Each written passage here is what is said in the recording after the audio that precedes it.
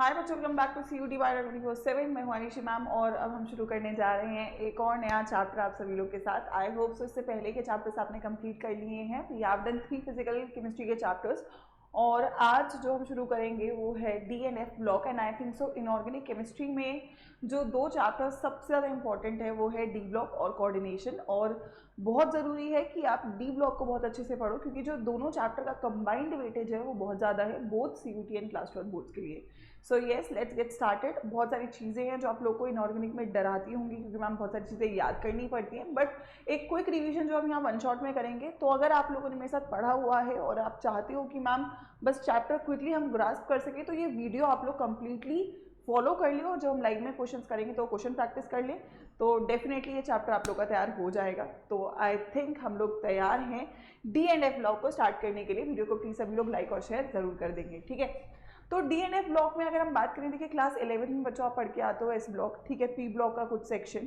तो D block और F block आप पढ़ते हैं कहाँ पे, इस वाली क्लास में। और अगर हम पीरियोडिक टेबल की बात करें तो बेसिकली आप इनऑर्गेनिक केमिस्ट्री में पढ़ते ही केवल पीरियोडिक टेबल हो और यहाँ पर आप इन सारे जो एलिमेंट्स हैं इनकी physical properties, chemical properties, trends, उसके ऊपर जो है हम लोग का फोकस रहता है, राइट। तो इसीलिए हम बोलते हैं मैम बहुत कुछ याद करना है, but yes logically I would से कि 70% चीज़ें आपकी समझने की हैं और 30% चीज़ें हैं जो हमें याद करनी होती है। सो इट्स नॉट कि मैम 100% सब याद ही करना है, ठीक है। तो हो जाएगा, उसमें आपको टेंशन लेने की ज़रूरत नहीं है, ठीक है।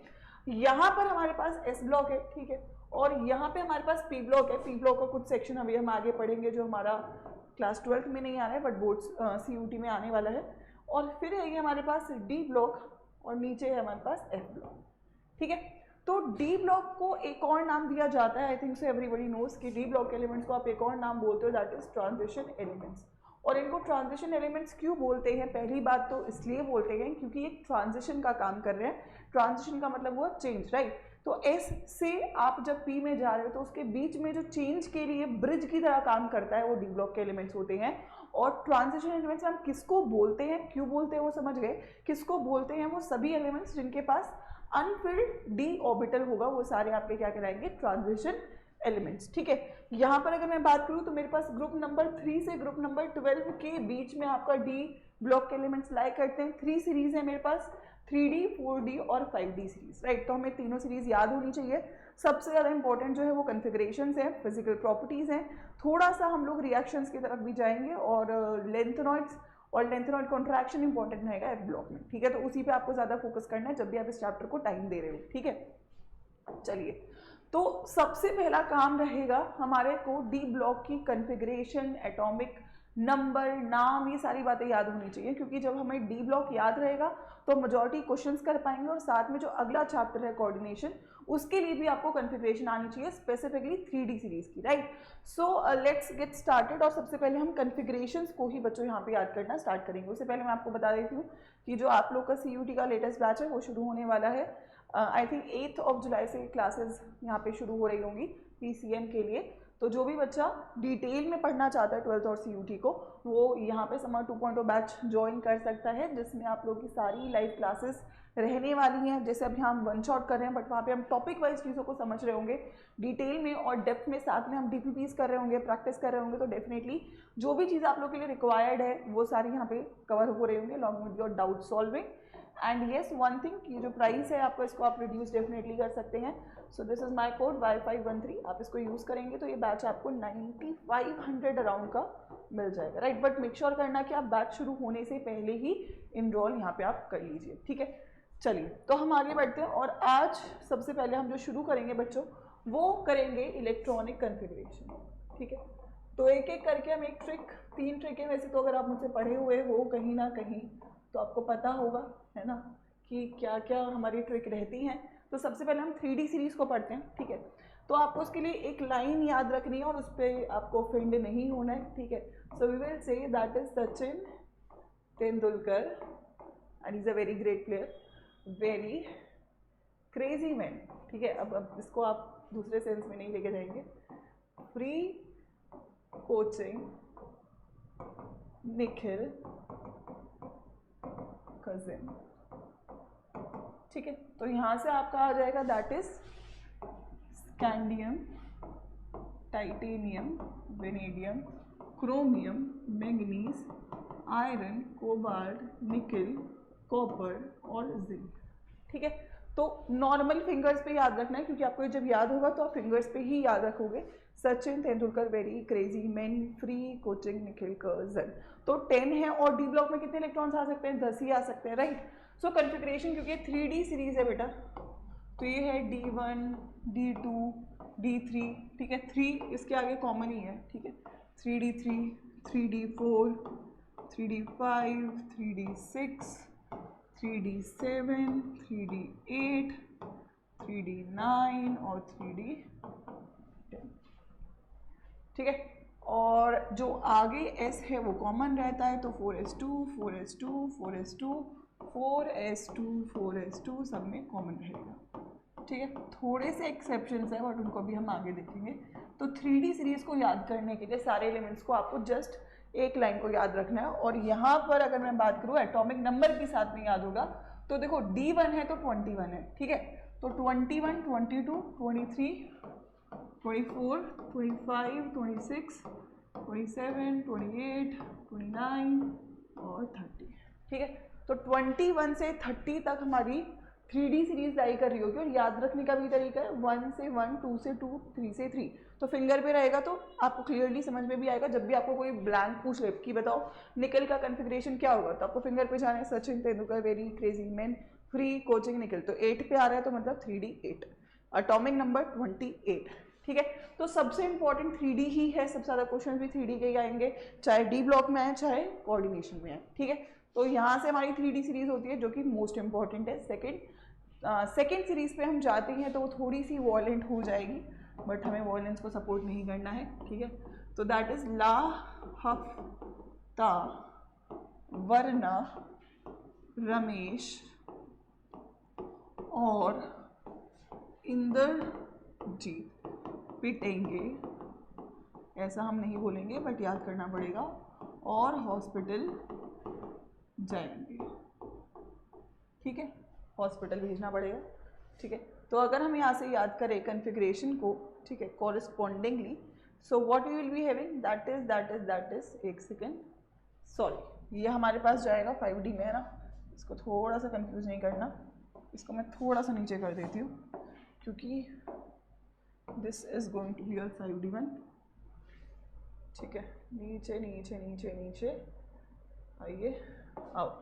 तो इससे पहले दोस्ती की बात करेंगे क्योंकि वॉलेंस से पहले दोस्ती होना इम्पोर्टेंट है। ठीक है, तो यारी ज़रा निभाना मौत तक, लाइफ लेसन है ना भाई, ये भी इम्पोर्टेंट है। ठीक है, रुकावट राहें पड़ी आगे चलकर। ठीक है, तो यहां से आएगा क्या, Y zirconium, NbMO, RuRH, PdAg और कैडमियम।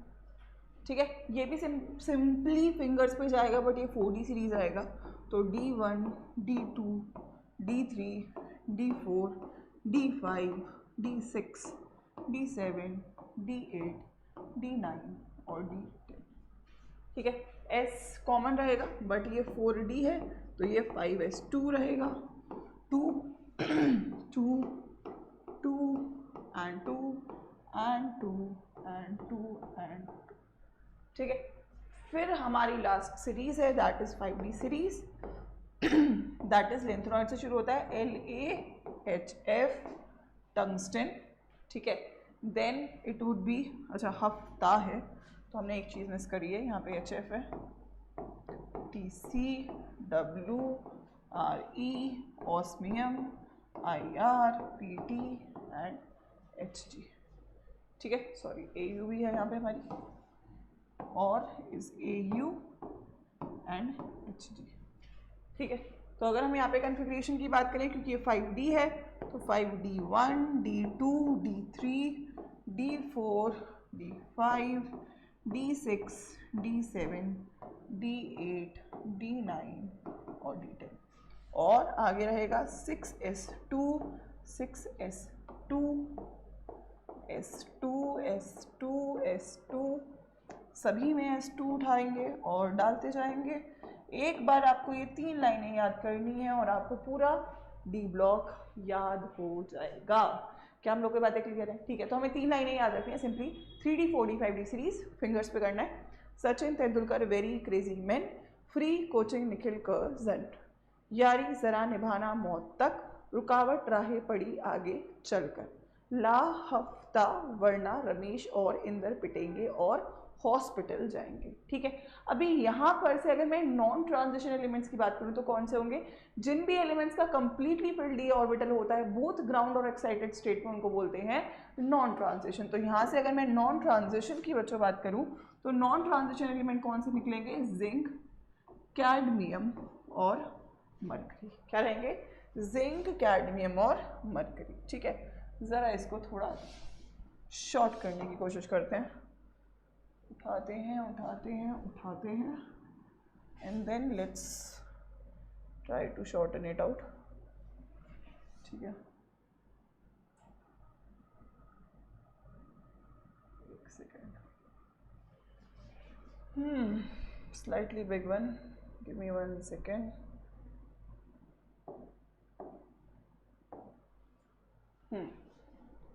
तो अगर मैं यहाँ पे बात करूँ, एक सेकेंड,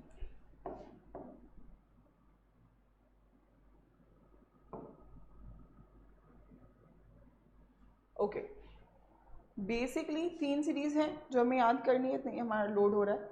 ठीक है, 3 सीरीज हैं जो हम लोग को याद करनी है। और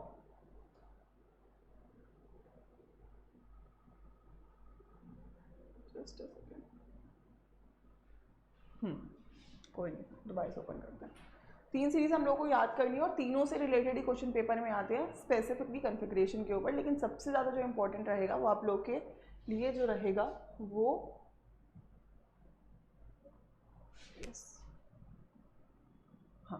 लेकिन जो सबसे ज़्यादा इंपॉर्टेंट हम लोग के लिए रहेगा वो 3D सीरीज रहेगा। ठीक है, तो यहाँ पे हमने नॉन ट्रांजिशन एलिमेंट्स देखे, जिंक, कैडमियम और मरकरी निकल के आएंगे। अब अगली चीज़ की मैम इनमें से एक्सेप्शन कौन कौन से हैं, तो एक्सेप्शन के लिए आपको एक छोटा सा निमोनिक और याद रखना है।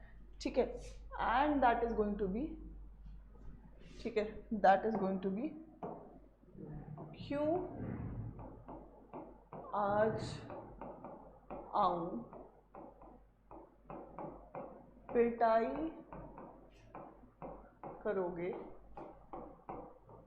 ठीक है, और साथ में हमारा क्या रहेगा? दैट इज नहीं रुकावट राहें पड़ी, नहीं मौत तक रुकावट। ठीक है, मौत तक रुकावट राहें पड़ी। ठीक है, तो ये 3 लाइनें याद रखनी है। तो क्यों आज आऊं पिटाई करोगे इस क्रोमियम, नहीं मौत तक STC रुकावट राहें पड़ी।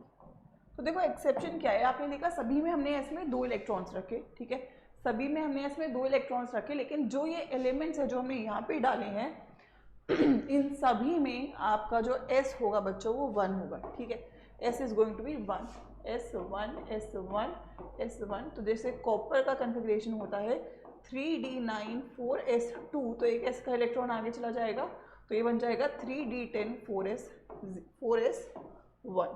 ठीक है, ऐसे ही जैसे कि अगर मैं क्रोमियम की बात करूँ तो उसका कन्फिग्रेशन होता है 3D4 4S2, तो ये भी बन जाता है 3D5 4S1। ठीक है, क्यों हुआ मैम ये? क्योंकि ये हाफ फिल्ड कन्फिग्रेशन है जो कि स्टेबल है, इसीलिए मूवमेंट हुआ। ये आपकी फुली फिल्ड कन्फिग्रेशन है जो कि स्टेबल है, इसीलिए ये आपका मूवमेंट देखने को मिला। ठीक है, तो सभी में ऐसे ही S1 हो जाएगा, S1 S1 S1 S1, accept again palladium, क्योंकि इसमें S0 हो जाता है। पैलेडियम में क्या हो जाता है? S0। तो किस किस में बदलाव करना है मैम, ज़रा देख लेते हैं किस किस में बदलाव करना है। दैट इज़ क्यों आज आऊँ, दैट इज़ हमारा है पहले क्रोमियम में है, ठीक है, और किस में है, कॉपर में है, ठीक है। तो यहाँ पे अगर मैं बोलूँ तो this is chromium 3d5 4s1, this is copper 3d10 4s1, ठीक है। उसके बाद यहाँ पे सब में कन्फिग्रेशन बदली है, s1d4, ठीक है, नहीं मौत तक रुकावट राहें पड़ी है, सब में ही बदली है, d5s1, ठीक है, tc में d6s1 रुकावट, d7s1 राहे, d8s1, ठीक है, रुकावट राहे, नहीं मौत तक रुकावट राहे, नहीं मौत तक रुकावट राहे। और पीडी में भी चेंजेस है, एंड पीडी में इकलौता चेंज है जिसमें आपका क्या हुआ था, d10s0। एजी में नॉर्मल चेंज था, तो एजी वॉज d10s1। और यहाँ पर अगर हम जाएं तो हमारे पास केवल दो एलिमेंट्स रहेंगे, क्यों आज आऊ हो गया, दैट इज गोल्ड हो जाएगा, platinum chromium NbMo TC Ru RH और PD, ठीक है। तो यहाँ पर हमारे पास क्या रहेगा, रुकावट राहे तक, है ना, TC था हमारे पास, यस तक, तो एक तो ये हो जाएगा d4s1, ठीक है, क्यों ला हफ्तावर्ण रमेश और इंद्र पिटेंगे, और ये वाला है हमारा, दैट इज d10s1।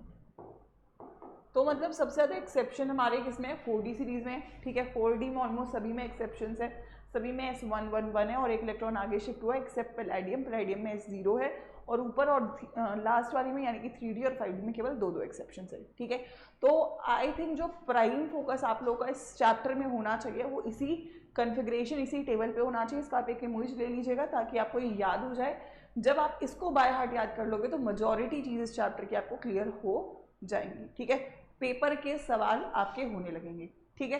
तो take your time and learn this, सारी जो ट्रिक्स है वो यहाँ पे मैंने आप लोगों के लिए डाल दी हैं, ठीक है। आइए अब इसके बाद इस चैप्टर का जो अगला इंपॉर्टेंट सेक्शन है वो है फिजिकल प्रॉपर्टीज। तो देयर आर 12 फिजिकल प्रॉपर्टीज, आपको फिजिकल प्रॉपर्टी के क्या है, रीजन क्या है, ट्रेंड क्या है, वो क्लियर होना चाहिए, ठीक है। तो सबसे पहले आएगा मेल्टिंग पॉइंट और बॉइलिंग पॉइंट। अगर मैं मेल्टिंग पॉइंट और बॉइलिंग पॉइंट की बात करूँ तो ये डिपेंड करता है बच्चों किसके ऊपर, अनपेड इलेक्ट्रॉन्स के ऊपर, क्योंकि जितने ज़्यादा अनपेड इलेक्ट्रॉन्स होंगे उतनी ज़्यादा मेटल मेटल बॉन्डिंग होगी, और जितनी ज़्यादा मेटल मेटल बॉन्डिंग होगी उसको ब्रेक करने के लिए उतना ही टेम्परेचर देना पड़ेगा, और टेम्परेचर देना पड़ेगा तो ऑब्वियसली मेल्टिंग पॉइंट इंक्रीज करेगा, ठीक है। तो जितना अनपेड इलेक्ट्रॉन्स उतना इंक्रीज करेगा।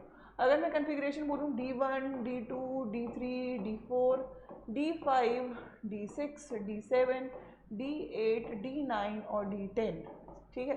तो दैट इज आपका scandium, titanium, vanadium, chromium, manganese, iron, cobalt, ठीक है, निकेल, कॉपर, जिंक, ठीक है। तो यहाँ पर आप देखोगे अनपेड इलेक्ट्रॉन यहाँ तक इंक्रीज करें और फिर यहाँ डिक्रीज करेंगे, क्योंकि 5 के बाद पेयरिंग स्टार्ट हो जाएगा। तो टेक्निकली आप बोलोगे मैम मैग्नीज का मैक्सिमम मेल्टिंग पॉइंट आना चाहिए, लेकिन मैग्नीज का मैक्सिमम मेल्टिंग पॉइंट नहीं आता। क्यों नहीं आता, क्योंकि मैम d5 है, स्टेबल कन्फिग्रेशन होता है, तो ज़्यादा मेटल मेटल बॉन्डिंग में पार्टिसिपेट ही नहीं करता है ये, ठीक है। तो फिर मैम, तो फिर बेटा ये होगा क्रोमियम, ये कन्वर्ट होके क्योंकि d5 बन जाता है, इसीलिए मैक्सिमम मेल्टिंग पॉइंट जो है वो आप क्रोमियम में ऑब्जर्व कर लेते हो। तो अगर मैं ग्राफ देखूं तो इट इज़ लाइक अ पहाड़, ठीक है। पहले मेल्टिंग पॉइंट इंक्रीज करेगा क्रोमियम तक, मैग्नीज पे एक डिप आएगा और फिर डिक्रीज करेगा, ठीक है। सबसे कम मैम मैग्नेटिक पॉइंट किसका होगा, जिंक का लोएस्ट होगा। क्यों होगा मैम मेल्टिंग पॉइंट इसका लोएस्ट, क्योंकि इसकी कन्फिग्रेशन d10 है क्योंकि ये d10 कन्फिग्रेशन है, लीस्ट मेटल मेटल बॉन्डिंग में पार्टिसिपेट ये करता है, ठीक है। राइट है। तो ऐसे ही हमारी 3D 4D 5D सीरीज में भी चलेगा, बट याद रखना कि पहले इंक्रीज करेगा, फिर डिक्रीज करेगा और फिर तो डिक्रीज करेगा ही, राइट। तो 3D सीरीज में मैक्सिमम किसका होता है, क्रोमियम का, और पूरे पीरियोडिक टेबल में मैक्सिमम किसका होता है, टंगस्टन का। क्यों होता है पीरियोडिक नहीं, मतलब डी ब्लॉक में क्यों होता है, क्योंकि भाई टंगस्टन को आप कहाँ यूज़ करते हो, बल्ब के फिलामेंट में यूज़ करते हो। तो अगेन वहाँ पर आप एक ऐसा मेटल लोगे जिसका मेल्टिंग पॉइंट सबसे ज़्यादा है, ताकि वो ब्रेक ना हो और आपका बल्ब जलता रहे, राइट। तो टंगस्टन इज द मेटल जो पूरे डी ब्लॉक में है, इवेंचुअली सब जगह में सबसे ज़्यादा मेल्टिंग पॉइंट टंगस्टन का होता है, ठीक है। साइज भी बढ़ रहा है और अनपेड इलेक्ट्रॉन्स भी बढ़ रहे हैं। सेम ही ट्रेंड रहेगा हमारे अगली फिजिकल प्रॉपर्टी का, ठीक है। तो वैसे हमने थ्योरी भी लिखी है, the reason for this type of behaviour is D5 तक आपके अनपेड इलेक्ट्रॉन्स इंक्रीज करेंगे और उसके बाद डिक्रीज करेंगे। जैसे जैसे अनपेड इलेक्ट्रॉन्स डिक्रीज करेंगे वैसे वैसे आपका मेल्टिंग पॉइंट भी डिक्रीज कर जाएगा, ठीक है। अगली प्रॉपर्टी है हमारी enthalpy of atomisation, a very important one. लेकिन अगेन इसका जो ट्रेंड है वो एकदम सेम है मेल्टिंग पॉइंट की तरह, बट क्यों मैम ऐसा है? देखो, enthalpy of atomisation is nothing but the energy required to break metal metal bond को तोड़ने के लिए जो एनर्जी चाहिए वही होगी इंथैल्पी ऑफ एटमाइजेशन। अब मेटल बॉन्ड बन कब रहे हैं? अनपेड इलेक्ट्रॉन की वजह से। जैसे जैसे अनपेड इलेक्ट्रॉन बढ़ेंगे वैसे वैसे आपके मेटल बॉन्ड बढ़ेंगे, और मेटल बॉन्ड बढ़ेंगे तो इन बॉन्ड को ब्रेक करने की जो एनर्जी है वो भी इंक्रीज करेगी ना, ऑब्वियसली। तो क्या इसका जो ग्राफ है वो सेम वैसा नहीं बनेगा जैसे मेल्टिंग पॉइंट का था? क्योंकि मेल्टिंग पॉइंट भी मेटल बॉन्ड पे डिपेंड था, इसीलिए इंथैल्पी ऑफ एटमाइजेशन भी इसी पे डिपेंडेंट है। तो ये अनपेड इलेक्ट्रॉन पे डिपेंडेंट है। तो अनपेड इलेक्ट्रॉन का ग्राफ आप सभी लोगों को पता है कि मैम पहले इंक्रीज करेगा क्रोमियम तक, मैग्नीज में डिप आया था क्योंकि स्टेबल था, एंड देन डिक्रीज करेगा और सबसे लोएस्ट जिंक का पाया जाएगा। तो जो सेम बातें मेल्टिंग पॉइंट की थी वही सेम बातें इंथैल्पी ऑफ एटमाइजेशन की भी आएगी। तो अगर पूरे पीरियोडिक टेबल में बोलूँ तो हाईएस्ट टंगस्टन की रहेगी, ठीक है। 3D सीरीज में क्रोमियम की रहेगी और पूरी D ब्लॉक में टंगस्टन का रहेगा। Same the reason because of size and melting point, that is because of unpaired electron, maximum unpaired electron, ठीक है। एक्सेप्शन क्यों आया इसमें? क्योंकि ये स्टेबल है, D5 है, इसीलिए यहाँ पे आपको डिप देखने को मिला, ठीक है। चलिए दो प्रॉपर्टीज हो गई हैं। आइए, enthalpy of atomisation, the metal of second and third have greater enthalpy because it is an important factor for accounting the occurrence of much frequent metal bonding. तो मेटल बॉन्डिंग 4D और 5D series में comparatively ज़्यादा है, इसीलिए 4D और 5D का जो enthalpy of atomisation है वो ग्रेटर है in comparison to your 3D series, ठीक है। आइए अगला बहुत इंपॉर्टेंट ट्रेंड है एटॉमिक साइज का। Generally left to right atomic size decrease करता है, बट यहाँ पर दो इफेक्ट्स वर्क कर रहे हैं। जब भी आपका न्यूक्लियस, क्योंकि न्यूक्लियस पे पॉजिटिव चार्ज है, और इलेक्ट्रॉन के बीच में होगा अट्रैक्शन, क्योंकि पॉजिटिव नेगेटिव अट्रैक्ट करेगा, जेड इफेक्टिव आपका यहाँ पे इंक्रीज करेगा, ठीक है। जेड इफेक्टिव यहाँ पे आपका इंक्रीज करेगा, ठीक है। और जेड इफेक्टिव जब इंक्रीज करेगा तो साइज हमेशा डिक्रीज होएगा। लेकिन वहीं अगर दो इलेक्ट्रॉन्स हैं तो उनके बीच में होता है रिपल्शन, और इसको बोलते हैं स्क्रीनिंग इफेक्ट। और जब भी ये होगा तो आपका साइज डिक्रीज करेगा, ठीक है, साइज डिक्रीज करेगा। अब अगर मैं कॉन्फ़िगरेशन पे जाऊँ D1, D2, D3, D4, D5, D6, D7, D8, D9 और D10, ठीक है। तो D1 से D2 तक तो नॉर्मल ऐसा हो रहा है कि इलेक्ट्रॉन आ रहा है, न्यूक्लियस उसको अटैक कर रहा है, जेड इफेक्टिव बढ़ रहा है, ठीक है। लेकिन जैसे जैसे आप आगे जाते हो, जो स्क्रीनिंग इफेक्ट है, क्योंकि आपको पता है देखो 3D के आगे 4s2 बैठे हुए हैं और ये S2 में इलेक्ट्रॉन्स है, और जो आप D में इलेक्ट्रॉन्स डाल रहे हो ये भी इलेक्ट्रॉन्स, और इलेक्ट्रॉन के बीच में रिपल्शन होता है। तो जैसे जैसे इलेक्ट्रॉन्स आप बढ़ा रहे हो, 4, 5, 6, 7 कर रहे हो, अब रिपल्शन इंक्रीज होने लगता है। तो यहाँ तक आपका जेड इफेक्टिव और जो स्क्रीनिंग इफेक्ट है वो एक दूसरे को टक्कर देते हैं। लेकिन जैसे ही आप 9, 10 पे चले जाते हो, 8, 9, 10 पे जाते हो, मतलब आपने 10 इलेक्ट्रॉन कर दिए, अब 10 इलेक्ट्रॉन का रिपल्शन बहुत ज़्यादा हो जाता है, और रिपल्शन ज़्यादा होने की वजह से आपका स्क्रीनिंग इफेक्ट यहाँ पे बढ़ जाता है। तो अगर मैं ट्रेंड की बात करूँ तो पहले आपका साइज़ डिक्रीज करता है नॉर्मली, क्योंकि जेड इफेक्टिव बढ़ रहा है, फिर आपका साइज़ सेम हो जाता है क्योंकि दोनों एक दूसरे को टक्कर दे देते हैं, और फिर आपका साइज़ इंक्रीज हो जाता है बिकॉज आपका स्क्रीनिंग इफेक्ट जीत जाता है। तो अगर मैं एटॉमिक साइज की वेरिएशन की बात करूँ लेफ्ट टू राइट, तो पहले साइज डिक्रीज हुआ, फिर साइज सेम हो गया, और फिर साइज आपका इंक्रीज करेगा, ठीक है, फिर साइज आपका इंक्रीज करेगा, राइट। रीजन समझना है यहाँ पे Z effective is the attractive force between a nucleus and electron, फिर size same because Z effective and screening effect is countering each other, and lastly size increase because screening effect आपका यहाँ पे जीत जाएगा, ठीक है, क्लियर है। चलिए अच्छा मैम, डाउन द ग्रुप की कहानी क्या होगी मैम? डाउन द ग्रुप में आइए, देखिए डाउन द ग्रुप में आपको पता है 3D 4D और 5D, तो शेल्स बढ़ती हैं तो साइज बढ़ता ही है जनरली, लेकिन 4D और 5D के लिए साइज सेम हो जाता है और इसका रीज़न होता है लेंथेनॉइड कॉन्ट्रैक्शन, जो भी हम लेंथेनॉइड में पढ़ेंगे। ठीक है, लेंथेनॉइड कॉन्ट्रैक्शन की वजह से इनका साइज सेम हो जाता है। तो देखिए 3D से 4D साइज बढ़ा, बट 4D 5D का साइज सेम सा ही रहता है। ठीक है, तो आपको ये सारे ट्रेंड्स और उनके रीजंस क्लियरली बच्चों आने चाहिए, लेफ्ट टू राइट क्या हुआ, डाउन द ग्रुप क्या हुआ, ताकि कोई भी क्वेश्चन आपको परेशान ना कर पाए। Right, so down the group is the filling of 4F before 5D results in a regular decrease in atomic radius which is called lanthanoid contraction, and therefore आपका जो साइज है उसमें ज़्यादा वेरिएशन 4D और 5D में देखने को नहीं मिलता है। ठीक है, so this is the third property. Next is enthalpy, ionization enthalpy. Ionization enthalpy is the energy required to remove one electron. ठीक है, अब जब भी आप इलेक्ट्रॉन को निकाल रहे हो और कोई स्टेबल चीज़ बना रहे हो तो आयोनाइजेशन एनर्जी जनरली कम लगेगी, क्योंकि आप एक स्टेबल चीज़ बना रहे हो। राइट, जब भी आप एक अनस्टेबल चीज़ से, अनस्टेबल कन्फिग्रेशन से एक स्टेबल कन्फिग्रेशन बना रहे हो, स्टेबल क्या होता है, फुली फिल्ड, हाफ फिल्ड, ठीक है, यही होता है, तो आपकी आयोनाइजेशन एंथैल्पी हमेशा लेस लगेगी। जब भी आप एक स्टेबल चीज से एक अनस्टेबल चीज बनाओगे तो आपकी आयोनाइजेशन एंथैल्पी ज्यादा लगेगी। ठीक है, इसका और कोई रेगुलर ट्रेंड नहीं है, बस आपको कन्फिग्रेशन पता होनी चाहिए।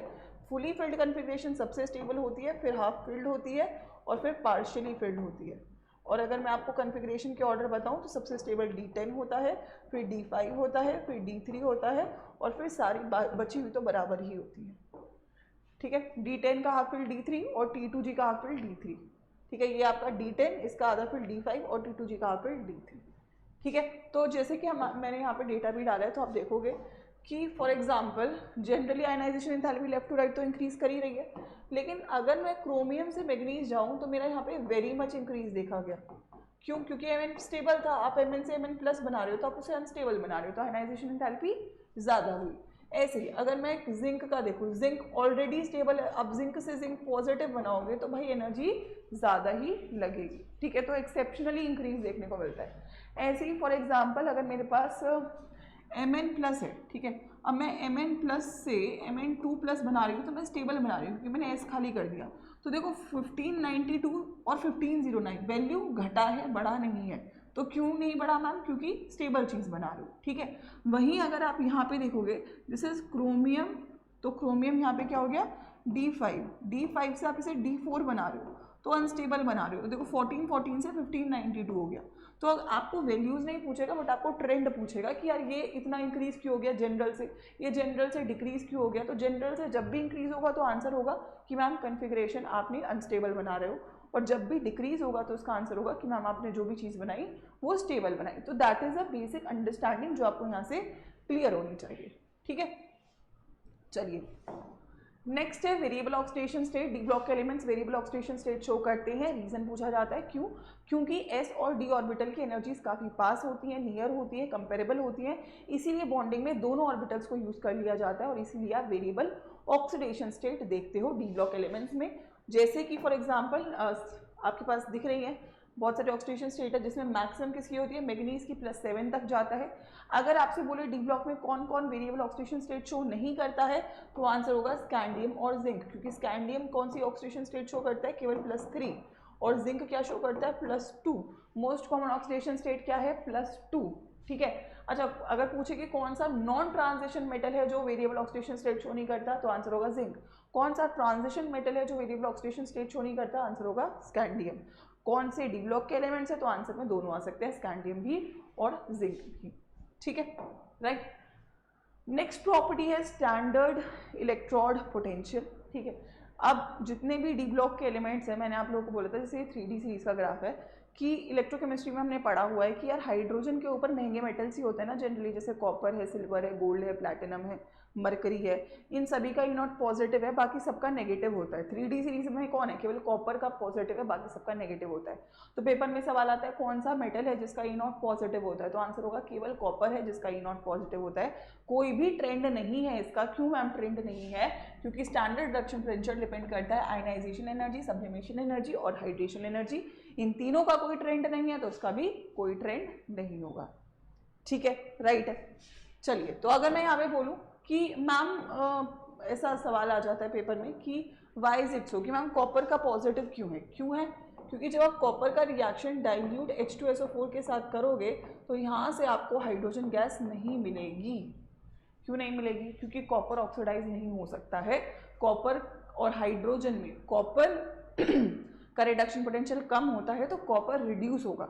आप बोलो कि ma'am Cu plus H2SO4 CuSO4 plus H2 देगा, नहीं, ठीक है, this reaction is not possible. ठीक है, that is copper plus H2SO4 will give you copper sulphate plus hydrogen. ये होता नहीं है। क्यों नहीं होता? क्योंकि कॉपर का ऑक्सीडेशन नहीं होगा, क्योंकि कॉपर का रिडक्शन पोटेंशियल ज़्यादा होता है with comparison to hydrogen. H plus का 0 होता है और कॉपर का 0.34 वोल्ट होता है। ठीक है, राइट। तो ये रिएक्शन नहीं होता, लेकिन हाँ ये रिएक्शन हो सकता है कॉन्सेंट्रेटेड सल्फ्यूरिक एसिड के साथ, उसके साथ ये रिएक्शन कर लेता है, यानी कि स्ट्रॉन्ग ऑक्सीडाइजिंग एजेंट के साथ हो जाएगा, लेकिन जनरली नहीं होगा। और जनरली नहीं होता इसीलिए इसका ई नॉट हाइड्रोजन से ज़्यादा होता है, यानी कि 0 से ज़्यादा होता है। तो रीज़न पूछा जा सकता है तो वही रीज़न आप दोगे, because it does not react with dilute H2SO4 to give your hydrogen gas, therefore its reduction potential is greater than that of H positive and has a positive value. ठीक है, ये रीजनिंग आपको पता होनी चाहिए। ठीक है, नेक्स्ट प्रॉपर्टी है हमारे टी ब्लॉक के एलिमेंट्स। ऑब्वियसली यू नो कि मैग्नेटिक प्रॉपर्टीज शो करते हैं। मैग्नेटिक प्रॉपर्टीज का मतलब दो तरीके के बिहेवियर शो कर सकते हैं, either they could be diamagnetic और कुड बी पैरामैग्नेटिक। अगर मैं डायामैग्नेटिज्म की बात करूं तो जिनके पास भी अनपेड इलेक्ट्रॉन्स नहीं है वो डाया हैं और जिनके पास हैं वो पैरा हैं। ठीक है, तो अगर मैं बोलूं diamagnetic no unpaired electrons, paramagnetic paired electrons. ठीक है, पेयर्ड इलेक्ट्रॉन्स। अगर मैं मैग्नेटिक मोमेंट की बात करूं बेटा तो फॉर्मूला याद रखना है आप लोग को, that is √n+2 Bohr magnetron, जहाँ पे n is the number of unpaired electrons. ठीक है, तो अगर मैम अनपेयर्ड इलेक्ट्रॉन कितने हो सकते हैं अब आपके पास? 1 2 3 4 5, इससे ज़्यादा तो नहीं हो सकते हैं। तो यहाँ से मैग्नेटिक मोमेंट कितना होगा? √1 1+2, √2 2+2, √3 3+2, √4 4+2, √5 5+2, यानी कि √3 √8 √15 24 35। अगर पॉइंट्स में वैल्यू याद रखनी है तो 1 का होगा 1.2 का 2.3 का 3.4 का 4.5 का 5. 7 8 8 9 9। तो यहाँ से आप डायरेक्टली अगर आपको अनपेड इलेक्ट्रॉन पता है तो आप मैग्नेटिक मोमेंट निकाल सकते हो, मैग्नेटिक मोमेंट पता है तो अनपेड इलेक्ट्रॉन निकाल सकते हो।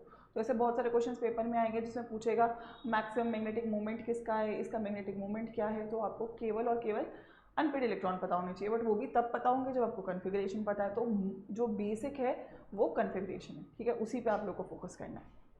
ठीक है, चलो आइए अगला है जो डी ब्लॉक के एलिमेंट्स हैं। अगेन वो कलर शो करते हैं और कलर शो करने का भी रीज़न अनपेड इलेक्ट्रॉन ही है।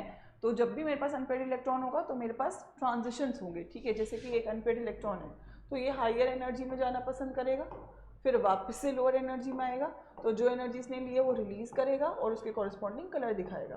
तो सबसे पहली बात डी ट्रांजिशन पहला रीज़न है फॉर शोइंग कलर, और उसके लिए कौन सी कन्फिग्रेशन नहीं होनी चाहिए? D0 और D10 केवल कलरलेस है क्योंकि इनके पास कोई भी अनपेड इलेक्ट्रॉन नहीं होगा, लेकिन D1 से D9 तक आपके जो आयंस होंगे वो कलर्ड होंगे। ठीक है, तो पहला रीज़न तो जैसे ही आपने देखा कि आपको पूछा गया कि कौन सा कलरलेस है कौन सा कलर्ड है, तो क्विकली आप लोग कन्फिग्रेशन देखो, अनपेड इलेक्ट्रॉन निकालो और वहाँ से आप आंसर बता दो। लेकिन अगर मेरे पास फॉर एग्जांपल ऐसा केस है KMnO4, तो यहाँ पे Mn+7 ऑक्सीडेशन स्टेट में, और ये D0 है। तो मैम ये पर्पल कलर कैसे दिखाता है? तो अगर ऐसा कोई कंपाउंड आए जो कि अपनी मैक्सिमम ऑक्सीडेशन स्टेट में और कलर शो कर रहा है, तो उसका कलर शो करने का रीज़न होगा सेकंड वाला, दैट इज चार्ज ट्रांसफर। ठीक है, क्या होता है यहाँ पे, जो यहाँ पे ऑक्सीजन बैठा है इसके साथ, ठीक है, आपके पास आयंस क्या है, K positive Mn+7 O2 negative, है ना, यही आयंस है। तो O2 नेगेटिव क्या करता है, एक इलेक्ट्रॉन को रिलीज करता है और इस एक इलेक्ट्रॉन को आपका Mn+7 एक्सेप्ट कर लेता है और Mn+6 बन जाता है। Mn+6 इज D1, एक अनपेड इलेक्ट्रॉन आ जाता है और अनपेड इलेक्ट्रॉन आने की वजह से अब ये कलर शो करने लगता है। तो इसका रीज़न क्या है? इसका रीज़न है चार्ज ट्रांसफ़र। चार्ज को ट्रांसफ़र करा लिगेंड ने, ऑक्सीजन ने ट्रांसफ़र करा मेटल, दैट इज मैग्नीज को। ठीक है, तो दो रीज़न समझ में आया। पहला तो सबसे कॉमन है, डी ट्रांजिशन होगा जहाँ पे भी अनपेड इलेक्ट्रॉन्स है। दूसरा चार्ज ट्रांसफ़र होगा। ठीक है, अगर आपके पास K-4 या K2Cr2O7 या CrO2Cl2 जैसे कंपाउंड्स हैं। और लास्ट है कुछ कंपाउंड्स जैसे कि AgCl, AgBr, ये भी कभी कभी कलर जो आपके शो करते हैं। तो इनका रीज़न क्या होगा? Because of their covalent character. तो तीन रीजन्स रहेंगे जब भी हम बात करेंगे कि कलर आपका शो हो रहा है। तो there are three reasons. First is obviously d transition, second is your charge transfer and third is going to be your covalent character. ठीक है, तो आपको देखना पड़ेगा किसके लिए क्या पूछा गया है। इसके बाद जितने भी डी ब्लॉक के एलिमेंट्स हैं आर गुड कैटलिस्ट, चाहे मैं आयरन की बात करूँ, मोलिब्डेनम की बात करूँ, V2O5 की बात करूँ, ये सब एक अच्छे कैटलिस्ट है। प्लैटिनम, प्लेडियम हाइड्रोजनेशन में यूज़ किया जाता है, रोडियम विल्किंसन कैटलिस्ट में होता है। तो क्यों इनको कैटलिस्ट की तरह यूज़ करते हैं? तीन रीज़न आपको याद रखने हैं। पहला, because of variable oxidation state, directly answer आएगा। दूसरा, because of their large surface area, and third is because of your vacant d orbital. तो तीन रीजन आएंगे, एमसीक्यू मार्क करने को पूछा जाएगा which of the following is the correct reason. तो अगर आपको तीनों रीजन आते हैं तो आप मार्क कर देंगे and that will be your answer. ठीक है, नेक्स्ट प्रॉपर्टी है जो डी ब्लॉक के एलिमेंट्स है वो कोऑर्डिनेशन कंपाउंड्स बनाते हैं, जो हमारा अगला चैप्टर भी है। क्यों बनाते हैं? बेसिकली जब मैं कोऑर्डिनेशन कंपाउंड बना रही हूँ तो मुझे कोई एक ऐसा मेटल चाहिए जो इलेक्ट्रॉन्स को एक्सेप्ट करे। तो इन मेटल्स के ऊपर बहुत ज़्यादा चार्ज है, +7 तक भी जा रहा है, तो हाई आयोनिक चार्ज। दूसरा, छोटा साइज है। ठीक है, और तीसरा, इनके पास वेकेंट डी ऑर्बिटल है। जब डी ऑर्बिटल रहता है तो उसमें ये इलेक्ट्रॉन्स को एक्सेप्ट कर सकते हैं और मेटल की बॉन्डिंग यहाँ पे कर सकते हैं। तो देर आर थ्री रीजन्स। ठीक है, पहला बिकॉज ऑफ स्मॉल साइज, आपको डायरेक्टली रीजन आएगा, इसमें प्योर थ्योरेटिकल क्वेश्चन है, डायरेक्टली यहाँ से पूछा जाएगा। तो रीजन डालेंगे small size, high charge and then availability of vacant d orbital. ठीक है, आइए बाकी अगर मैं डी ब्लॉक एलिमेंट्स की बात करूं तो they also form interstitial compound. Interstitial compound का मतलब क्या है? जो भी आपका मेटल है वो लेटिस की फॉर्म में एग्जिस्ट करता है और लेटिस में होती है एम्प्टी साइड्स, और एम्प्टी साइड में आपके छोटे छोटे आइटम आके बैठते हैं। जैसे कि आयरन की लैटिस है और आयरन की लैटिस में, ठीक है, आयरन की लैटिस में अगर मेरे पास कोई छोटा एटम जैसे कि कार्बन आके बैठ गया या हाइड्रोजन आके बैठ गया तो अभी एक इंटरस्टिशियल कंपाउंड है। जब तक कार्बन नहीं था तब तक केवल मेटल था, अब ये एक इंटरस्टिशियल कंपाउंड है। तो पेपर में सवाल आ जाता है कि इंटरस्टिशियल कंपाउंड की प्रॉपर्टीज बताइए। ठीक है, तो पहला, मेल्टिंग पॉइंट इनका मेटल से भी ज़्यादा हो जाता है। ठीक है, फर्स्ट इज मेल्टिंग पॉइंट इनका मेटल से भी ज़्यादा हो जाता है। दूसरा, हार्डनेस को रिटेन करते हैं, काफ़ी हार्ड होते हैं मेटल के कंपेरिजन में। मेटेलिक कंडक्टिविटी को भी रिटेन करते हैं, जैसे मेटल्स कंडक्टर हैं वैसे ये कंपाउंड्स भी कंडक्टर होते हैं और केमिकली इनर्ट होते हैं। Right, they are not reactive. Paper में बहुत सारी बार सवाल आया है, which of the following is not a correct property of interstitial compound. Which of the following में एक स्टेटमेंट होता है दे आर वेरी रिएक्टिव, तो that statement is wrong. They are not very reactive, they are chemically inert. ठीक है, तो ये चार प्रॉपर्टीज आपको आनी चाहिए। ठीक है, इसके बाद जो आपके डी ब्लॉक के एलिमेंट्स है, lastly they are involved in the formation of alloys, and alloys आपने सोल्यूशन चैप्टर में भी पढ़ा था। दे आर homogeneous mixtures of solid in solid solution. ठीक है, तो अलॉयज क्यों बनाते हैं उसका रीजन आएगा, तो because of similar atomic radii. ठीक है, सेम साइज होने की वजह से ये अलॉयज बनाते हैं, जिनके एग्जाम्पल आपको पता होने चाहिए। जैसे कि अगर मैं बात करूँ कि स्टेनलेस स्टील एक अलॉय है, ब्रास एक अलॉय है कॉपर और जिंक का, ब्रॉन्ज एक अलॉय है कॉपर और टिन का। तो डायरेक्टली रीजंस आपको यहाँ से यहाँ तक क्लियर होनी चाहिए। ठीक है भाई, राइट। सो मेनली जो मैं डी ब्लॉक की बात करूँ, जिस पे आपको प्राइम फोकस करना है, पहले configuration, then you have 10 properties. Melting point is dependent upon molecular mass, ठीक है, sorry, melting point is directly proportional upon unpaired electrons. Similarly enthalpy of atomisation इस पे डिपेंडेंट है। Atomic size left to right पहले decrease, फिर same, फिर increase, reasons clear है। Down the group पहले इंक्रीज, फिर same because of lanthanoid contraction. Then ionisation enthalpy कोई रेगुलर ट्रेंड नहीं है, अगर बढ़ रही है तो कोई चीज़ आप अनस्टेबल बना रहे हो, घट रही है तो कोई चीज़ आप स्टेबल बना रहे हो। ई नॉट केवल कॉपर का पॉजिटिव है क्योंकि वो H2SO4 के साथ हाइड्रोजन गैस को रिलीज नहीं करता। अगर मैं बात करूँ, वेरिएबल ऑक्सीडेशन स्टेट शो करते हैं because of comparable energies.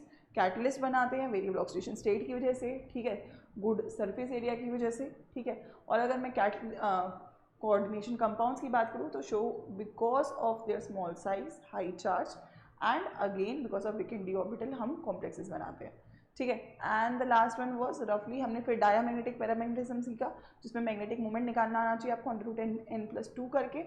Colour 3 reason है, डी ट्रांजिशन अनपेड इलेक्ट्रॉन की वजह से, अगर वो नहीं है तो charge transfer, and lastly covalent character. And then alloys बना रहे हैं because of your formation, that is because of your similar atomic size. तो ये सारी जो प्रॉपर्टीज़ हैं ऐसी ही आपको बाय हार्ट याद भी होनी चाहिए, और आपके दिमाग में सारे रीजंस और ट्रेंड्स क्लियर होने चाहिए, ताकि अगर कोई भी क्वेश्चन आता है वो आप यहाँ से कर सकें, ठीक है।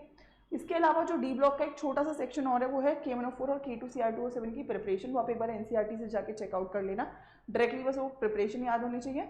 और K1O4 के ऑक्सीडाइजिंग रिएक्शंस की, टिन को टिन 4+ में कन्वर्ट किया, Fe2+ को Fe4+ में कन्वर्ट किया, किस में किसको कन्वर्ट किया, उस पर आप लोग एक बार देख लीजिएगा। उसके जो क्वेश्चन हैं वो हम लोग लाइव क्लास में करेंगे, ताकि वो चीज़ आप वहाँ पे कर लें, बिकॉज इट्स प्योर थ्योरी, ठीक है। चलिए देन हम आ जाते हैं एफ ब्लॉक एलिमेंट्स के ऊपर, ठीक है। एफ ब्लॉक से बहुत सारी चीज़ें पेपर में नहीं आती है, बट अगेन इंपॉर्टेंट है लेंथेनॉइड्स, लेंथेनॉइड का कन्फिग्रेशन और एक्टिनॉइड्स की कुछ प्रॉपर्टी, ठीक है।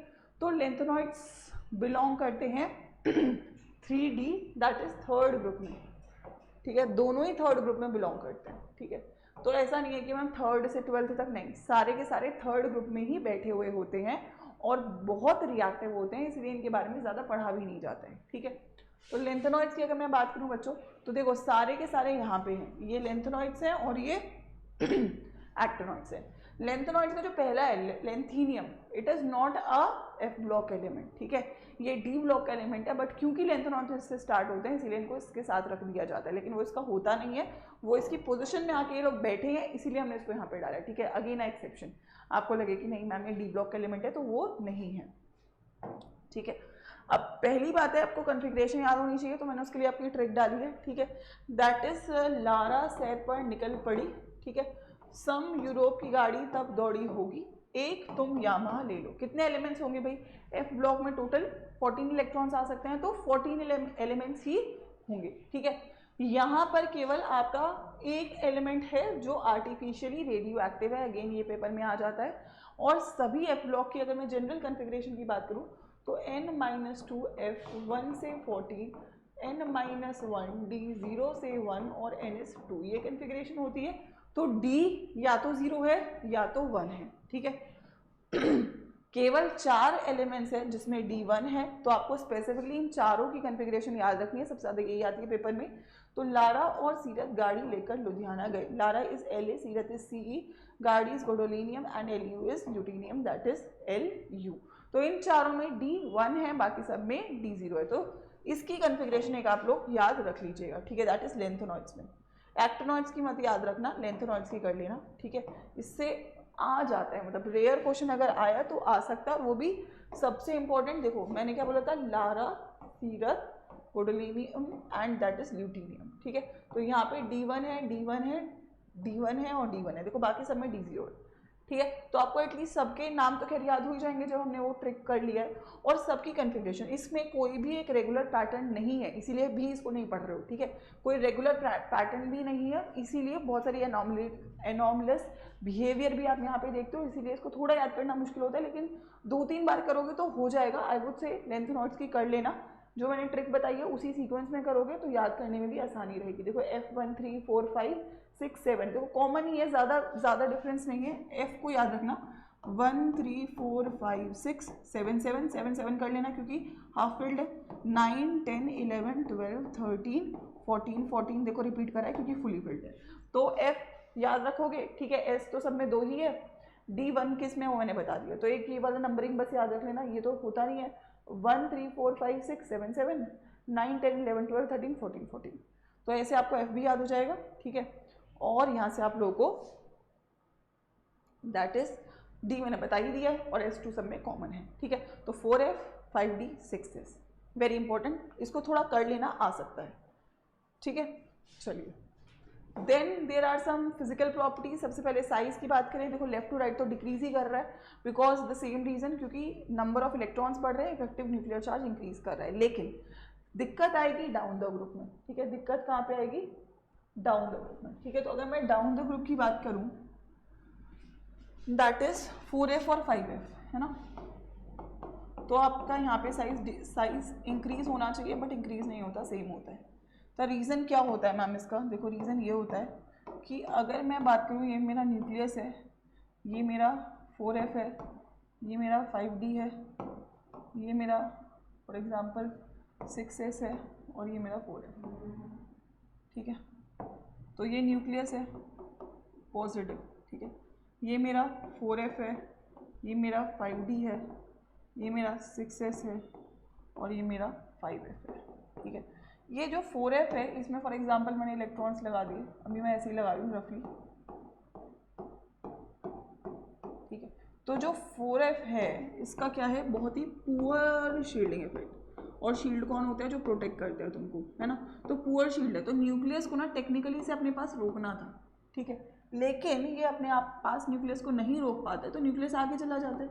अब DB पुअर शील्ड है, तो फिर ये और आगे चला जाता है, और फिर ये इसको और आगे चला जाता है 5F तक, क्योंकि इसकी शील्ड कमज़ोर थी, इसलिए यहाँ तक भी आपका न्यूक्लियस पहुँच जाता है। और अगर न्यूक्लियस यहाँ तक पहुँच गया, जनरली 5F एक शील्ड एक आपका जो क्या कहते हैं रिंग बड़ा है, उससे साइज बढ़ना चाहिए था, बट क्योंकि न्यूक्लियस इस तक पहुँच गया है तो इसको अपनी तरफ खींचेगा और कॉन्ट्रैक्शन होगा, और इसी कॉन्ट्रैक्शन को बोला जाता है क्या? दैट इज लेंथेनॉइड कॉन्ट्रैक्शन, क्योंकि लेंथेनॉइड की वजह से हुआ। लेंथेनॉइड में क्या होता है? 4F, तो 4F के पुअर शील्डिंग इफेक्ट की वजह से आपका जो साइज डिक्रीज हुआ, उसी को हम क्या बोलते हैं? लेंथेनॉइड कॉन्ट्रैक्शन, ठीक है। राइट, तो रीजन भी याद रखना। कौन रीजन क्या है? Poor shielding of 4F। Shielding क्या होता है? Inability to stop nucleus to the same electron shells, जहाँ पे भी हम लोग इसका वर्क ऑन कर रहे हैं, और इसका कॉन्सिक्वेंस क्या है? सेम साइज होना। तो 4F और 5F का साइज सेम हो जाता है, और साइज सेम हो जाता है तो इनकी फिजिकल प्रॉपर्टीज भी सेम हो जाती हैं, तो they are very difficult to separate, ठीक है। फिजिकल प्रॉपर्टीज भी सेम हो जाती हैं, बहुत बार ये क्वेश्चन पेपर में पूछा हुआ है, ठीक है। तो अगर मैं यहाँ पे बोलूँ तो the contraction is similar to that observed in ordinary transition series. जब मैंने ट्रांजिशन में भी बोला था कि 4D 5D का साइज सेम होता है, ऐसे यहाँ पे भी 4F 5F का साइज सेम होता है। The reason is because of poor shielding effect of your 4F electrons, ठीक है। यही बस मेन था, इसके आगे की चीज़ें तो छोटी हैं, ज़्यादा प्रॉब्लम नहीं होगी, बस इसमें आपको मेन थ्योरी याद रखनी है। F ब्लॉक की जो कॉमन ऑक्सीडेशन स्टेट होती है वो +3 होती है, ठीक है। जैसे D ब्लॉक में +2 थी, F में +3 होगी। ओकेजनली +2 और +4 भी कभी कभी ये शो कर सकता है। ये वाला पेपर में बहुत सारी बार सवाल है, सीरियम +4 ऑक्सीडेशन स्टेट शो करती है, it's a good oxidising agent. क्यों शो कर रही है? क्योंकि क्या करना चाहता है? स्टेबलाइज होना चाहता है, ठीक है। सीरियम के पास अगर मैं जाऊँ, ठीक है, सीरियम के पास अगर हम जाएं तो सीरियम क्या है? 4F1 5D1 6S2, तो ये सारे इलेक्ट्रॉन्स देना चाहता है ताकि 4F 0 बन जाए, नोबल गैस बन जाए, स्टेबल बन जाए, ठीक है। नोबल गैस बन जाए, स्टेबल बन जाए। तो जब भी आप देखोगे कि कोई एक्सेप्शनल ऑक्सीडेशन स्टेट आ रही है, that would be coming because of configuration only, stable configuration पाने के लिए, ठीक है। इसके अलावा मेल्टिंग पॉइंट 1000 से 2000, जनरली 1000 और 1200 के बीच में होता है, लेकिन समेरियम का सबसे ज़्यादा होता है। समेरियम इज लाइक अ सम्राट, इट्स लाइक अ किंग, तो सबसे ज़्यादा इसका होता है। मेटल्स है तो कंडक्टर ऑफ इलेक्ट्रिसिटी है, कलर्ड है except La and Lu, Lalu याद रख लेना, बाकी सब कलर्ड है। इनके अलावा क्यों नहीं है कलर्ड? क्योंकि इनके पास अनपेड इलेक्ट्रॉन नहीं होगा। पैरामैग्नेटिक कौन नहीं है? केवल F0 और F40 नहीं है। ऐसा बाई चांस पेपर में सवाल है which of the following is not paramagnetic, जिनके पास भी 0 या 14 कन्फिग्रेशन है वो नहीं होंगे, ठीक है। तो La और Ce आपको पता है ये D0 हो जाएगा, और सॉरी D0 बोल रही हूँ, F0 हो जाएगा, और ये भी F0। खैर La तो D0 ही होगा क्योंकि वो D ब्लॉक का ही एलिमेंट है, ठीक है। तो अनपेड इलेक्ट्रॉन तो है नहीं, और ये आपका F0 हो जाएगा। और F14 क्या हो जाएगा? ये हो जाएंगे, F14 में भी नहीं होगा। एक ये लाइन बहुत इंपॉर्टेंट है, basic nature of hydroxide decreases, ठीक है, increases from left to right. जब हम लेफ्ट टू राइट जा रहे हैं तो बेसिक नेचर ऑफ हाइड्रोक्साइड हमारा डिक्रीज कर रहा होगा, ठीक है। And the last one are your actinoids. उससे पहले हल्का सा एक रिएक्शन का जनरल चार्ट देख लो कि लेंथेनॉइड्स का जब आप हेलोजन के साथ रिएक्शन करोगे तो हेलोजन +3 कॉमन स्टेट है तो X3 लग गया है, हाइड्रोक्साइड भी 3 लगा है, ठीक है। कार्बन के साथ कार्बाइड बना दिया है, नाइट्रोजन के साथ Ln। आपको इतना पता है ना, अगर ये +3 में है और नाइट्रोजन -3 में है तो ये LnN बनाएगा, ठीक है। अगर मैं हेलोजन की बात करूँ, ये +3 में और हेलोजन -1 में होता है तो ये LnX3 बनाएगा जनरल। तो जनरल कंपाउंड बस पता होना चाहिए, ठीक है। ऑक्सीजन के साथ ऐसी ऑक्साइड O2 नेगेटिव होता है तो नीचे 2 आ गया और इधर 3 आ गया और एसिड के साथ हाइड्रोजन गैस को रिलीज कर देगा, ठीक है। Technically that is it. Uses की बात करें तो यूज़ किया जाता है to make alloy steels, pipes बनाने के लिए मिश मेटल इंपॉर्टेंट है। एक अलॉय है लेंथेनॉइड का, कितना परसेंटेज होता है पेपर में आता है तो 95% लेंथेनॉइड्स, 5% आयरन होता है और फिर कुछ इंप्योरिटीज होती है सिलिकॉन कार्बन की, ठीक है। मिश मेटल कहाँ पे यूज़ किया जाता है? बुलेट शेल्स बनाने के लिए, इंपॉर्टेंट है मिश मेटल, ठीक है। Mixed oxides of lanthanoids are employed as good catalyst, good catalyst है पेट्रोलियम इंडस्ट्री या पेट्रोलियम क्रैकलिंग में। एंड इसके अलावा टेलीविजन स्क्रीन्स वगैरह और फ्लोरोसेंट जो सर्फेसिस है उसको बनाने के लिए भी यूज़ किया जाता है। तो आ सकता है इनमें से कौन सा एक करेक्ट यूज़ है, तो अगेन इट इज़ इंपॉर्टेंट, तो इसको भी आप लोगों को करना होगा, ठीक है। And the last one is your 5F elements. Actinoids की बात करें तो एक्टिनॉइड्स का बस आप इतना अंदाज़ा रखो कि कौन कौन है, ठीक है। इसका कन्फिग्रेशन याद मत करना क्योंकि जब इसके ऊपर पढ़ाई नहीं होती तो आप लोग को भी ज़्यादा कुछ इस पर फोकस नहीं करना है, बस आपको इतना पता होना चाहिए कि हैं कौन कौन से और क्यों नहीं पढ़ रहे हैं हम बेसिकली, क्योंकि ये बहुत ज़्यादा वेरिएबल ऑक्सीडेशन स्टेट शो करते हैं। क्यों करते हैं? क्योंकि 5F 6G एंड 7S 3 है मेरे पास, तीनों ऑर्बिटल की एनर्जी बहुत ही कंपेरेबल है, जैसे डी में थी वैसे इनकी उससे भी ज़्यादा पास में होती है, इसलिए और भी ज़्यादा वेरिएबल ऑक्सीडेशन स्टेट शो करते हैं। साथ में बहुत सारे ऑलमोस्ट ये सब रेडियो एक्टिव, और रेडियो एक्टिव एलिमेंट्स का हाफ लाइफ बहुत कम होता है तो उसको आप प्रॉपरली स्टडी नहीं कर सकते हो, ठीक है, राइट। सो ये जस्ट आपको बेसिक ओवरव्यू रखना है कि कौन कौन से हैं, ज़्यादा इस पर परेशान होने की जरूरत नहीं क्योंकि इसका कोई ट्रेंड नहीं है, there is no trend in the configuration, ठीक है। बस इतनी बात याद रखना, जैसे लेंथेनॉइड कॉन्ट्रैक्शन शो करते हैं वैसे ये भी करेंगे, ये उससे भी ज़्यादा करते हैं, ठीक है। ग्रेटर वेरिएबल ऑक्सीडेशन स्टेट, बहुत ज़्यादा वेरिएबल ऑक्सीडेशन स्टेट शो करते हैं। जनरल इनका भी +3 है, रिएक्टिव बहुत ज़्यादा है, रेडियो एक्टिव भी हैं, मोस्टली कलर्ड हैं और मैग्नेटिक प्रॉपर्टीज़ इनकी एक्सप्लेन ही नहीं करी जा सकती, इसलिए अगेन क्योंकि कोई कन्फिग्रेशन में स्टेबिलिटी नहीं है, ठीक है। So that is it, that is the complete summary of the chapter. आप सभी लोग को जो प्राइम फोकस, अगेन मैं यही बोलूँगी कि करना है तो you need to focus on the section of D block configuration properties. Reaction हम लाइव क्लास में करेंगे, एफ ब्लॉक की कन्फिग्रेशन, तो सिंपल प्रॉपर्टीज जो मैंने आपको दी है, लेंथेनॉइड कॉन्ट्रैक्शन एंड एक्टिनॉइड्स के एलिमेंट्स के नाम, ठीक है। बस इतने पे अगर आप अच्छे से फोकस करते हो, रिवाइज करते हो, एक बार NCERT रीड कर लेते हो, इट इज़ डन। बाकी हम लाइव में जब मिलेंगे तो we will practice questions and yes if you want to detail में पढ़ाई करना तो you have the option of the batch. I would say अगर आप लोग प्रॉपरली टाइम देना चाहते हो, प्रॉपर टाइम मैनेजमेंट करना चाहते हो और चीज़ों को एक स्टार्टिंग से लेकर एंड तक करना चाहते हो, टाइम को प्रॉपरली यूटिलाइज करना चाहते हो, तो you can join the batch that is Samarth 2.0, ठीक है। एक बार बस मैं आप लोगों को बोल देती हूँ कि आपको चेकआउट कैसे करना है बैच को। नॉर्मल गूगल पे अड्डा 24/7 पे जाओगे, यहाँ पे आप लोग को ऑल कोर्सेज पे जाना है। कोई बच्चा मुझसे पूछ रहा था बैच ज्वाइन करना भी कैसे है, तो ऑल कोर्सेज में UG PG सेक्शन में CUET UG साइंस पहला ऑप्शन, या तो महापैक भी चेक कर सकते हो, महापैक में सारे बैचेस आ जाते हैं, तो अगर कोई बच्चा चाहता है तो वो कर सकता है। अदरवाइज हमारा जो फ्रेश बैच है दैट इज समर्थ 2.0, और इस बैच का प्राइस आप रिड्यूस कर लीजिएगा, जो मैंने आपको कोड बताया है उसी के साथ। गिव मी 1 सेकेंड, ठीक है। यहाँ पर just put it, that is Y513 and इसको आप अप्लाई कर दोगे तो दिस इज़ द बैच, ठीक है। तो वही है कि जितना भी मैक्सिमम डिस्काउंट अवेलेबल है वो आपको इसी कोड पे मिल जाएगा जब भी आप इनरोल करते हो, बट ट्राई करना कि बैच शुरू होने से पहले करो, क्योंकि देखो ऑब्वियस सी बात है कि जितना अच्छे टीम और अच्छे बच्चों के साथ आप पढ़ते हो उतना ही आप ग्रो करते हो, एंड आई थिंक वही गोल आप लोग का होना चाहिए, ठीक है। बाकी कैसा लगा वन शॉट वो आप लोग मुझे कमेंट सेक्शन में बताओगे। बाकी मिलते हैं लाइव में और प्रैक्टिस करते हैं इसके क्वेश्चंस को, ताकि ये चैप्टर आपके दिमाग में फ्रीज हो जाए। ऑल द बेस्ट बच्चों, थैंक यू।